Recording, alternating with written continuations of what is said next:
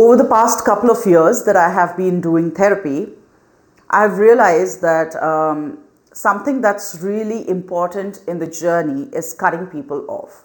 Now, that's as rude as it gets, but it's also the reality of life.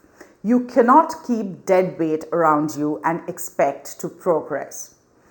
You know, there's this saying that, not a saying, it's a reality, that people who climb the Mount Everest, let's say, might have a heavy bag on, but as they progress up the mountain, they start, getting rid of weight, right? They will have only the essentials with them. What are the essentials? There will be oxygen tanks, there will be drinking water, and maybe a snack or two just to survive, right? And that's the only way they get to the top and reach their destination and follow through with their plan, right? And why is it that they keep shedding weight on the way? Because those are things that will be hostile to their progress.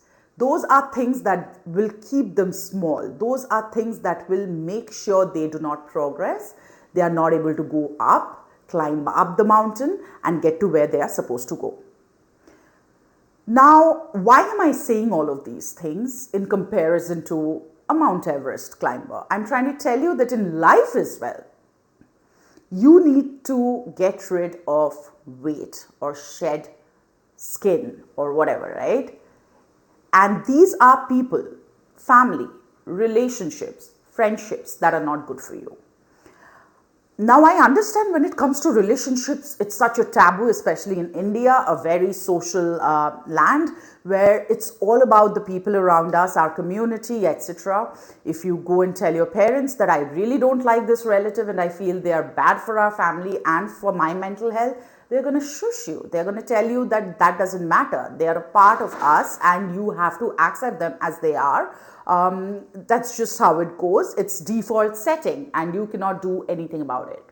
So you keep that relative in your life and you go on with your life. From time to time, they come home, pass condescending remarks at your report cards or how you're doing nothing, you're not getting a job, you're not doing well in life as much as their, Sharma ji ka beta is, cracking the IITs and doing their best in life and stuff like that, right? We all have those relatives. But you have to understand that there comes a certain age when your parents start listening to you. They give you the value they haven't been giving you for a long time because you have made something of yourself. Now you are stable, you are a full-grown human being and you are listened to in the family, right? That's a very good point when you have to get your point across to them that, bro, this person is not working out for our family and we have to let him go. We can do it peacefully and politely and just make sure they stop coming home. Let's stop inviting them for events. Let's make sure that the message reaches the person that we are not really cool with them anymore. And I have done this more in case of friends than relatives, and in the past few years I have literally given up friendships like that, and very close friendships. I'm talking about friends that have been really important in my life. I thought they were shaping me, but there were masks involved. I thought they were so important for my journey and my growth and my progress and whatnot, right? And of course, there were good times with them. I will never deny that. There were times, there were phases where we, had the best times together. We enjoyed, we had fun. But then I realized they are only good for those times, good for the fun times, And that is a realization all of us have, I guess, that there are friends who only show up when there's a party and not when there is a funeral. And you have to realize that you need a fully rounded friend. The ones that are only there when there's happiness around you are there for the fun, they're for the party. They are not going to care about how you are suffering during a difficult time. As you grow older and as you grow wiser, I think friends start shedding, See, we have so many circles of friends ultimately. We have school friends, we have tuition friends, we have friends from college, we have friends from office, we have friends who are friends with our husbands, we have friends who are friends with our boyfriends and whatnot, right? It's a huge circle. And are you in touch with all of them? No, because some of them organically fall off. They just volunteer to leave your life. And sometimes you might feel really bad about it. You might feel hurt that, oh my God, I never expected this person to leave the ship. But it's a really great thing that they left without you having to ask them to leave. And trust me, when you have to ask somebody to leave or you have to cut somebody off, it's a more difficult task. And God forbid you have to do that, but I have had to do that. Okay, I have had to let go of friendships that I felt I don't know what I'm going to do afterwards. Like they say, like when you break up with friends, it's much more, you know, it's like you're getting a heart attack, you know, continuously for 6 months. Romantic breakups don't hurt as much as breakups with good friends, once upon a time, good friends. And it's so important to realize the importance of it, that we have to do it. It's just how life progresses. And some people are just not good for you. Come to terms with that and don't let bitterness get in the way. Some people are just not good for you. They are just not there for the entire ride, and that's okay. There are people that you will sit with and you will realize they are like energy vampires. By the time you leave the room and you go home from the party, you feel drained. You feel like they have just sucked out all of your happiness, like a Dementor from Harry Potter. And they are not even doing it purposely, maybe, but they are doing it so wonderfully. They are taking away every ounce of self-faith that you have. They're taking away your confidence. They're passing those snide remarks in the form of jokes and telling you how you're not good enough. And, you know, opinions of friends matter to us. Even if we don't show it outwardly, inwardly it definitely acts up in our brains. And imagine you have people that you trust and you vouch for and you lean towards, and they are people who are not really backing you up in public when you are not there, right? So is it even worth having people like that in your life? Absolutely not. Shed that dead weight. It's so important. Shed that dead weight. Okay, cut. So when you do this, you also go through a lot of heart-wrenching scenarios where people ask you questions about what happened to those friendships. They were so close to you. How did you guys kind of break up? And what just happened? All of those questions, right? And it's okay not to answer those, I feel, because it's like somebody is entering their entire forearm inside your heart and kind of rinsing it out, right? When they are asking you those questions and you have to think and answer. It's always okay to say, I don't feel comfortable talking about it yet. And you can say it for years. You don't have to be comfortable talking about it. And all of these friends that I have said bye to, I have a very escapist behavior. It's a pattern in me wherein I will either not talk about what's going wrong for the longest time, and then one day I'm going to burst like that and I'm going to say things to them that they are never going to forget. And I'm not proud of this behavior, but sometimes I am. I'm like, I took it for so long. There was supposed to be a point where I would burst out. And I do that and I just leave their lives. And I do not give them the option generally to talk it out, to tell me that, hey, this is not what's happened, that's what happened. But for me, the switch has already flipped in my head because you have done enough through your actions and inactions and efforts in your friendship or kind of belittling me and stuff like that, that I'm done. I don't want conversations around it. I don't think you deserve a conversation with me anymore. And something that I really take seriously at this stage in my life is if somebody belittles me, I'm not okay with it anymore. I was okay with it for the longest time. I have done a video about it, right? Making fun of me, jabs and remarks and whatnot. But today, standing where I am, I have realized it just doesn't do well with me. It doesn't sit well with me. If you're going to make me feel small, say things to make me feel like I'm a nothing, or kind of criticize me unnecessarily. There are criticisms that I have received from very close friends that when it comes to you, you understand the intention of. It's so transparent, right? But at the same time, there are criticisms which are so twisted, criticisms that are uniformed as we care for you, positive feedback.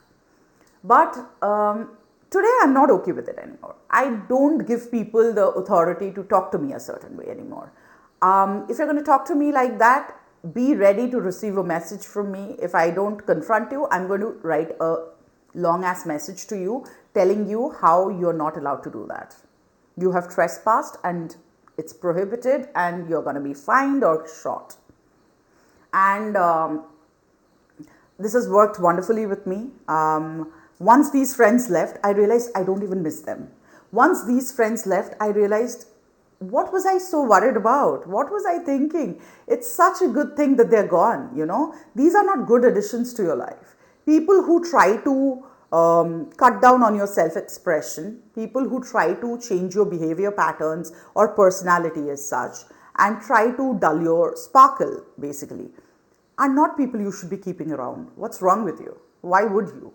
I mean, these are people who are getting a kick from the fact that you listen to them and you change your behavior based on their feedback. You don't need to. Nobody, you don't owe anybody an explanation. You don't owe anybody a seat in your ship. So I have this anecdote of life is a ship and you're the captain, right? And what is the ship? The ship is your friendships and your relationships. There are people who hop on board into this ship, and these are you collect friends, you put them there, you collect relatives, you put them there, right? And there are some people who have not taken tickets and they just jump on board, right? And now it's a crowded ship, okay? And you also have friends that you have put in there that you no longer resonate with. And you're feeling that they're really ruining the vibe of the place. That is your life. What do you do about that? Do you ask them in the next port to get down? Or do you continue carrying that dead weight? Because it's more convenient. Because you're not having an altercation with them. Because it's easier to just keep the peace. Right? We do that a lot of times. To keep the peace, we ruin our own mental peace. And it's not worth it. Imagine if you're the captain, you have to have mental balance, right? You're navigating the seas. And in that, there are certain people who are dirtying your ship. They're throwing a foul-ass frat party there, and they don't care about your property. They feel that they can take it for granted, and they are like abusing other people. They're abusing your relatives and friends and stuff like that. They're creating toxicity in your ship. Now, this is not an infinite ship that you can put any number of people. No, it only has a certain amount of place. It can hold a certain number of people. So it's important to keep the quality people around and let the others go, right? Do not have an overcrowded vessel. It does nothing. I used to feel that through life, I'm going to collect friends, you know, number one, number two, this looks nice, that looks nice, and I'm going to keep all of them together and I'm going to have a big ship. That's not how it works. It's going to sink like the Titanic. So it's important that you have the right people around for your mental peace, the ones that honor you and your space and know that they cannot get away with anything that they do. And I want to also in this talk about work relationships, very important. A lot of times what we do is we feel that we are going to find friends when we go to work. See, your workspace is not going to be an environment that facilitates friendships. It's a space that's already curated for competition, a rat race, pulling each other down, trying to showcase your own skills in the process, trying to get that promotion, trying to, shame someone, trying to pull someone down in terms of the work that they do, right?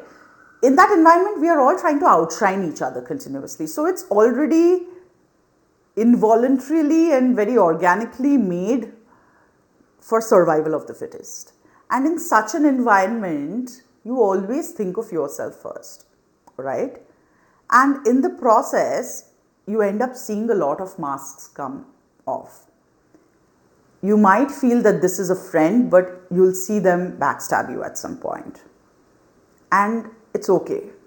You should not in the first place take that place as a ground for friendship. It's not. Accept it without bitterness. That's a line I want you to keep in your mind. Accept the realities of your life without being bitter about it. It's just how it is. It's a place you go to in order to sustain yourself because you draw an income out of it, and that's about it. A lot of times we try to find friends in such places, and we find them too. I'm not saying we don't. But don't get too bothered or don't get too offended when those friendships don't last. You don't have to be friends with your colleagues. You don't have to be pally with your bosses. You don't have to be all close-knit with your ex-colleagues, your ex-bosses and stuff like that. There are different labels for them already. Not everybody has to be your friend. And not everybody is capable of being your friend. Not everybody is going to come and meet you where you need them to meet you, right? So, yeah, it's magical when you cut off people from your lives. And I know it's a very negative connotation that's given to it. But trust me, when you start doing it, you realize how much of mind space frees up. It's very empowering in nature. You get a lot of freedom and time and energy that you can cumulatively use for the people that really care for you and love you, right? So start doing that. Start taking care of your ship, protect it, make it an environment that not everybody has a hall pass to, and make it a place that's got limited seating and you don't owe anybody a seat there. Somebody might say, why am I not invited to that party? And you can say it was for close friends only. There's nothing rude about it. Be honest to yourself over everything else. And I hope you remember this video the next time somebody shows you their true colors and shows you that they don't deserve a seat in your ship.